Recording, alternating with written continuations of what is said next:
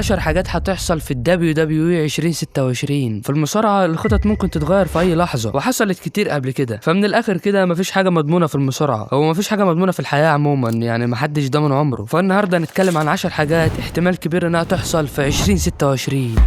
رقم 1، رومان رينز بطل عالم. ده من ضمن الحاجات اللي شبه مؤكده انها تحصل. اول حاجه كده رومان رينز في الحدث الرئيسي ريسلمانيا 42 كده، وده مش كلامي ولا كلام الاخبار، ده اعلان ريسلمانيا اللي قفلني خالص من ريسلمانيا. يعني انت حرقت لي احداث كتير. المهم رومان رينز مش شرط يكسب في ريسلمانيا، ممكن عادي يلعب ضد كود رودز ويخسر. وعلى فكره برضو ما تستبعدوش ان بروك ليسنر يتحشر بينهم في الماتش ده ويكون ماتش ثلاثي على اللقب في ريسلمانيا. فانا بتوقع ان رومان رينز هيبقى بطل عالم في 2026 ايا كان بقى ريسلمانيا بعد ريسلمانيا. بس انا بتمنى بجد انه ما يكسبش اللقب في ريسلمانيا. بص انا من ضمن الناس اللي بتمنى كود رودز يخسر النهارده قبل بكره، بس مش في ريسلمانيا. ليه بقى؟ علشان كفايه بجد نتيجه محروقه. ده مسلسلات محمد سامي نهايتها مش محروقه كده، فانا مش حابب فكره ان اللقب ينتقل بس في ريسلمانيا. فين المفاجاه؟ ما هو ده المتوقع. ما علينا. المهم استنى رومان رينز بطل عالم في 2026 ويلا بينا على اللي بعده. رقم 2، اندرتيكر في فريق الابداع 2026. دي برضو حاجه من ضمن الحاجات اللي شبه مؤكده، واندرتيكر نفسه عايز كده. تيكر يا رجاله عامل شغل عالي قوي في تريبل اي، وطبعا مش محتاج اقول لكم اننا ازاي محتاجين تغيير في فريق الابداع، علشان انا بقالي فتره حرفيا ما شفتش اي ابداع. يعني مثال عندك قصه الجادجمنت داي وخيانه فين بالور اللي مش هتحصل، ولا راندي اورتن اللي بيبص على الحزام بقاله سنتين وفي الاخر يقول له كودي انا جاي علشان اللقب. يا سلام. وعرض سماك داون خلاه 3 ساعات. واو، هتعمل ايه في ال3 ساعات دول؟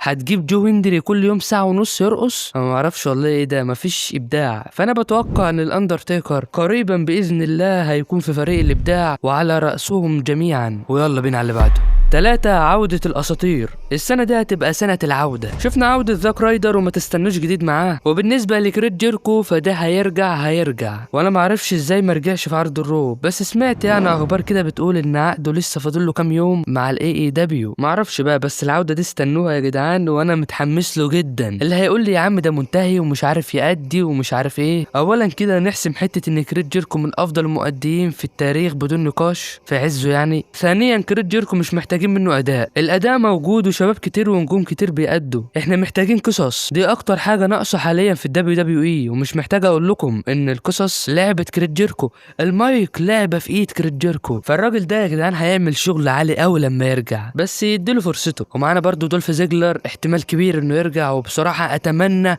وانه ياخد دفعه بقى. وزي ما شفنا لما رجع في عرض الرول الجماهير استقبلته استقبال جامد جدا وعمل ماتش حلو مع سولو. ومفيش مستحيل في الدبليو دبليو اي، فاستنى عوده ايدج. ما اعرفش ايه اللي انا بقوله ده، بس انا احتمال يرجع هو كمان يعني، اتمنى يعني. ويلا بينا على اللي بعده. رقم 4، الماني ان ذا بانك. ومعانا 5 مرشحين بقوة ان حد فيهم هيكسب الماني ان ذا بانك. رقم 1، دومينيك ميستيريو. مش بخرف والله يا جدعان، انا بقول لكم بس كده علشان لو حصلت الصدمة ما تبقاش جامدة عليك. دوم محبوب جدا بره، ما عليك بينا احنا العرب يا باشا. جماهير الغرب مبسوطين جدا بيه وبيقولوا انه جامد وواحد من افضل المصارعين في 2025 وعمل شغل عالي ومش عارف ايه. ده حتى المصارعين في اي لقاء بيروحوا بيقعدوا ينفخوا فيه. يا عم عارفين دومينيك مأدي الشخصيه بشكل جامد والكلام ده كله، بس فين الاداء؟ فين جسم المصارع؟ ده مفيش اي حاجه غير بس الشخصيه. بس فعلا هو من المرشحين وكلام كتير عليه انه هيكسب الشنطه في 2026. تاني واحد معانا بقى كريس جيركو. ده برضو من المرشحين انه هيفوز بالشنطه لما يرجع. كريس جيركو اتظلم كتير في الدبليو دبليو اي، فانا ما عنديش مشكله وانا اتمنى اصلا انه يشيل لقب عالم قبل ما يعتزل. معانا برضو جيكو فاتو وكارميلو هيز. دول برضو مرشحين جامدين جدا انهم يفوزوا بالشنطه. واكتر واحد بقى ممكن يفوز هو ال اي نايت. كل سنه بنقول ال اي نايت وفي الاخر ولا اي حاجه. هل بقى 2026 هتكون سنه ال اي نايت كبطل عالم؟ الله اعلم، بس هو يستاهل بجد. المهم الفائز بالشنطه مش هيطلع بره ال5 دول، وحط معاهم بالمره اوبا فيمي لانه لسه متصاعد واحتمال كبير برضو، مع انه مش محتاج يعني، حاسه مش محتاج. وبس دول المرشحين، ويعني اللي المفروض حد فيهم يكسب ده المفروض يعني. ويلا بينا على اللي بعده.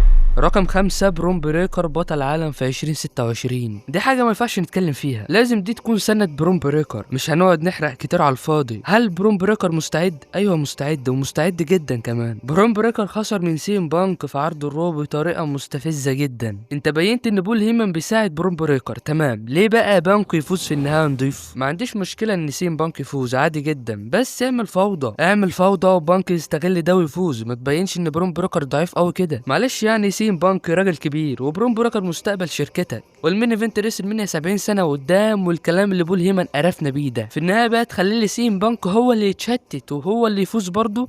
ايه ده قرف ابداعي. المهم برون بريكر بطل عالم في 2026 بدون نقاش، اما في الرامبل او ريسل منيا او بعد كده، المهم السنه دي بتاعت برون بريكر.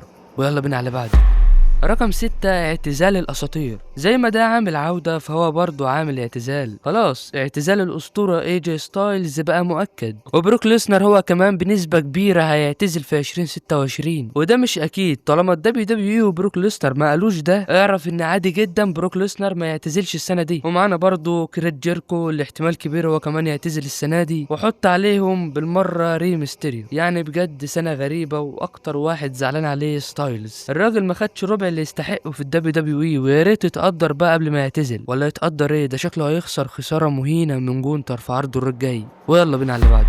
رقم 7 نجوم شباب جدد. العام ده بقى صنع المواهب، خلاص كله بيعتزل، وروما رينز كمان كلها سنه واتنين وهيعتزل، وسيس رولينز الاصابات اتراكمت عليه ومش هيطول هو كمان، وبقيه المين ايفنتر كلهم في الاربعينات، فما فيش وقت بقى، ده المستقبل، دي النيو ايرا، ولا بلاش كلمه النيو ايرا ده عشان بتشائم منها. الدبليو دبليو ما ادركتش ان خلاص النجوم الكبيره بتخلص غير في النص التاني من 2025. بداوا بقى يرفعوا واحد زي كاراميلو هيز وبرون بريكر واوبا فيمو واوستن ثيري والناس دي، لان دول كلهم نجوم حدث رئيسي في المستقبل ان شاء الله. وانا متوقع ان 2026 هتكون زي سنه 2005 كده، يعني نفوز شباب بالقاب عالم عادي، مش بس برون بريكر. لازم الدبليو دبليو تخاطر في 2026. كفايه كود رودز بقى، كفايه كود رودز، غيروا شويه، عندك كميه اساطير، حرفيا اساطير. يلا بينا على اللي بعده.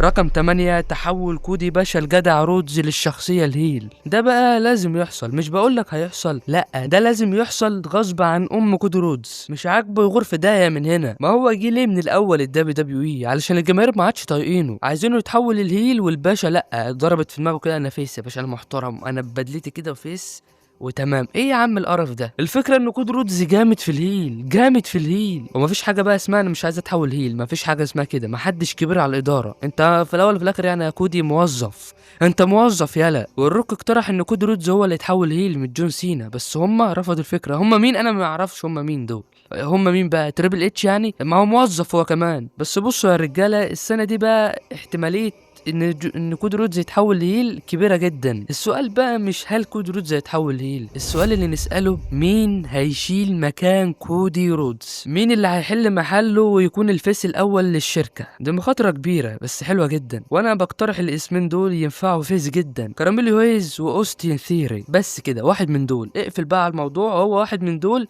ياخد مكان كود رودز مرتاح جدا. اوستين ثيري وكاراميلو هيز بجد الاتنين دول في الشخصيه الفيس دخلوا دماغي جدا. فانت برضو لو عندك حد تاني ترشحه واكتبه في الكومنتات، ممكن بخ يشوف الفيديو ده ولا ايه. يلا بينا على اللي بعده. رقم 9 من ضمن الحاجات اللي لازم تحصل خفض اسعار التذاكر. عارف ان محدش مهتم قوي بالحوار ده، بس التذاكر حاليا في ذمة الله اسعارها بجد هتصدمك. الاول كده يا جدعان ايام ماكمان، يعني ماكمان كان هين جدا، الاسعار كانت مناسبة مع الفئة المتوسطة. دلوقتي انت واحد عايز تحضر عرض اسبوعي وتقعد في الصف الاخير لازم تبقى غني. ده راندي اورتن يا اخي اتصدم لما عرف باسعار التذاكر، لما في مشجعة قالت له على اسعار التذاكر المعلم اتصدم، قال لها كتير جدا. ايه ده؟ اسعار التذاكر في ريسل منيا الصف الاول 9000 دولار، وعلشان تقعد في اخر صف هتدفع 850 دولار. محدش عاجبه الكلام ده خالص بره، وكلام كتير على السوشيال ميديا بخصوص الموضوع ده بالذات. حتى العروض الاسبوعيه ما تفكروش التذاكر كلها بتتباع، لا بيبقى في كراسي فاضيه، وهم بيحاولوا على قد ما يقدروا انهم ما يبينوش ده. وبس دي حاجه من ضمن الحاجات اللي لازم تتغير السنه دي، علشان فيه هجوم كبير على الشركه بسبب الحوار ده. يلا بينا على اللي بعده. رقم 10 بقى طرد تريبل بيتش. بصوا يا رجاله، 2025 سنه زباله وكان فيها كسل واضح من تريبل اتش، كل شويه نيو ايرا نيو ايرا، وفي الاخر بلح بلح. ومحدش يقول لي تيكو او كل حاجه لها علاقه بالابداع بايد عم بخه. فالتيكو او احتمال كبير تاخد موقف ضد تريبل اتش، وذا روك ممكن يطرد تريبل اتش عادي جدا. كده كده علاقتهم مش افضل حاجه، هي علاقتهم زفت اصلا. وذا روك بيتكلم على انستجرام كتير، واي حاجه ما تعجبهوش يطلع يقولها على طول كده. وغير كده الهجوم القوي من الجماهير على السوشيال ميديا وفي القاعه لما هتفوا للاي اي دبليو. بس لو تريبل اتش انطرد في مصارعين بقى مش هيعجبهم ده، وممكن ياخدوا موقف زي سيث رولينز. هما كتير بصراحه، ديميان بريست، ريا ريبلي، كود رودز، دول كلهم مش هيعجبهم ده، مش هيعجبهم طرد تريبل اتش. فانتوا برضو قولوا لي توقعاتكم ايه؟ هل ممكن نشوف تريبل اتش خارج الدبليو دبليو في 2026 ولا ايه الكلام؟ وبس ما تنساش بقى اللايك والاشتراك، وادعي لاخواتنا المستضعفين في كل مكان ان ربنا ينصرهم باذن الله. وسلام.